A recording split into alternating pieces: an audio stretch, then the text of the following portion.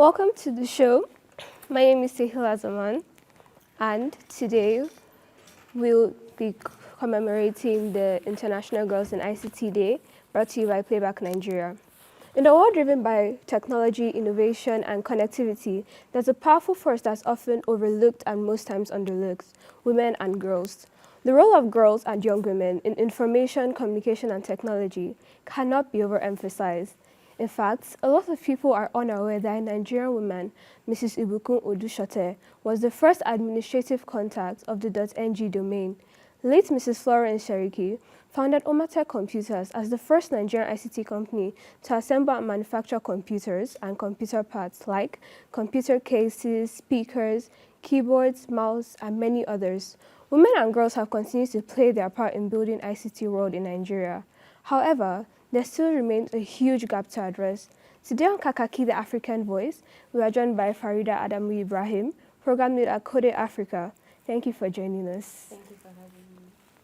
It is estimated about 95% of girls, most especially in public schools, do not have access to ICT, resources, and education. This is quite a high estimate. What's your opinion on this? It's really unfortunate that such a high number of girls don't have access to ICT education and resources, and we need to address this issue and provide equal opportunities for everyone, which is why at Code Africa, we curated a program called Code Girls, which caters to this issue. And many people decide to give back to the community by sponsoring these girls through their courses at Code. And everybody can sponsor these girls at Code. But to find out more, just send an email to hello@codeafrica.org. Thank you very much. Why is it important to empower girls in ICT and STEM, which is science, technology, engineering, and mathematics, as we celebrate International Girls in ICT Day? Empowering girls in ICT and STEM is really crucial because it helps us to break the gender barriers and provides the needed diversity in these fields. And the International Girls in ICT Day is celebrating the girls who have already broken these barriers, and it's encouraging more girls to pursue careers in technology. Thank you very much. How can young girls get involved in learning about ICT and exploring tech-related career, and what advice would you give to them? Okay, young girls can get involved in learning about ICT by exploring coding clubs, online courses, workshops, and my advice would be to start small. You should be curious, never be afraid to ask questions, and if possible, find mentors, because the tech community is really supportive and there are so many resources out there. One place for sure you can get all these resources is at Code Africa, which is a community of Africa's youngest developers, starting from the age of 4. So it's necessary to remember that your unique perspectives can make a huge difference in the tech industry, and you need to stay passionate, you need to be determined, you need to believe in yourself, because Code It is waiting for you and the world of technology is open to you. Well, in that case, what is Code Africa doing differently to ensure girls' participation in ICT? Well, in the first ever program of Code It, there was only one woman. And ever since then, we decided to be intentional about the inclusivity of girls. And it's been 10 years we've been waxing strong. I can tell you that for certain because I also attended Code It in 2017.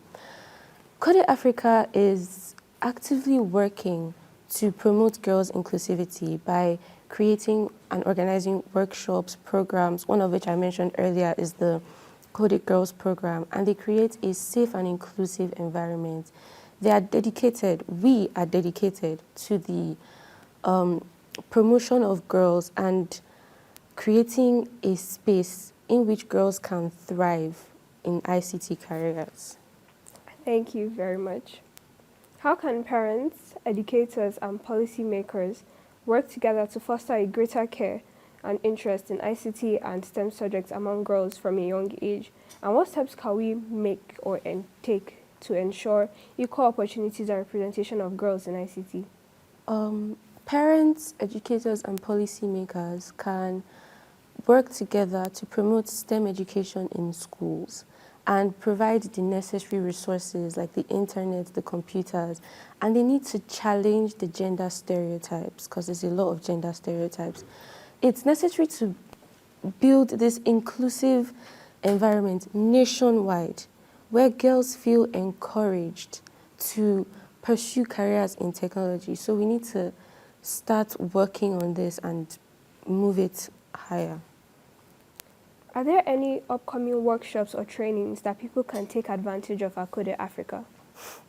There's always something going on at Codit. So yes, there are workshops, programs, and things that are coming up that you can take advantage of. And to stay updated, you could just follow our Instagram, which is at Codit Africa, or check out our website, which is www.codeafrica.org. Thank you very much, Farida. Thank you. We have been talking to Farida Adamu Ibrahim, Program Lead at Code Africa, on promoting girls' participation in ICT as we commemorate the International Girls in ICT Day 2024. This is all we have on this segment on Kakaaki, brought to you by AIT in collaboration with Playback Nigeria. You can follow us on our social media platforms at Playback Nigeria on Instagram, Facebook, and X, which was formerly Twitter. We all have learned so much together. Let's inspire the next generation of female leaders in ICT. The future is bright and is ours to create. Happy International Girls in ICT Day. My name is Sehila Zaman, and now we'll be handing it over back to... Yeah, well, I'm not going to let you go in a hurry. Just stay right where you are. Because I was sitting back there, and I was enjoying every minute of it. You seem to know the questions to ask, and you seem to know what you're talking about. But let me take you on, Farida. There's something you said that I found interesting about challenging the stereotypes. Yes. How do you think these stereotypes have come about? I mean, because I tend to get the feeling, ladies, that women should start to take responsibility for some of these things and not just blame it on all these gender stereotypes. But how do you think these stereotypes have come up over time? From the beginning of time, there has been this notion that women are behind and men are in front. So... Isn't that true? No. All right. It's not All true. right. We are standing together on the front line, and that's what we need. That's what people need to understand. Yes, the women need to fight, but the men also need to allow us to fight.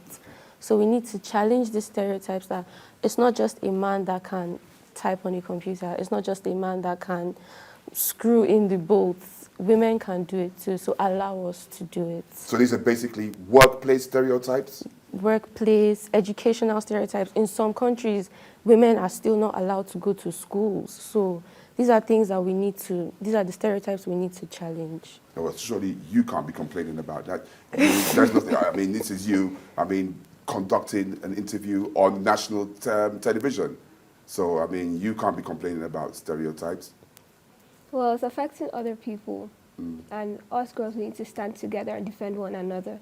So I can't say because it's not affecting me, it's none of my business. I also have to stand up and make sure everyone has the access to all ICT computers. So this is all about girls. This is all about girls' solidarity, I guess. Yes. Okay.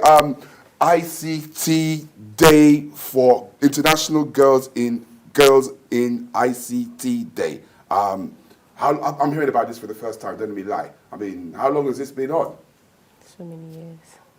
Okay. So many years. Just because you're hearing it for the first time, it just shows that we need to do harder. We need to work harder to bring it forward. We need to work harder to celebrate the girls who are constantly breaking these barriers. And what do you guys normally celebrate? The achievements of these girls. The girls that are programming, the girls that are designing, the girls that are, even the girls that are speaking, the girls that are presenting. We need to celebrate these girls so that other girls know that there are opportunities available for them. Okay, you talked about raising awareness. When you say raise awareness, what exactly do you mean by that? When I say raise awareness, this is a form of raising awareness. We're telling you that this is a day where we celebrate girls in ICT, and we've raised the awareness that girls are being celebrated. So this is basically our raising awareness. Okay. Yes. And you also that also puts some responsibility on people like you who are media-based. I mean, what are you going to be doing to try and raise awareness, to hold more interviews like this? Yes, of course. And what else? And also we can start a campaign, media campaigns, because it's not only by coming in front of national television. People scroll through social media, and then when they see things like this pop up, they'll be quite interested to see what they can do to help as well. Okay, I think we're just gonna have a leave it like that, guys. I think, so I say to the two of you, happy International Girls in ICT Day. It's a mouthful, isn't it? Is there no way to abbreviate this? No. Girls in ICT Day? No. It's International Girls in ICT Day. Okay, whatever it is, happy day or the same. Thank you. Thank you. All right, that's where we're going to wrap it up on Kakaaki, the African Voice, this Thursday. I thought I was going to end the show alone, but luckily I have both Farida and Tehila wrapping it up.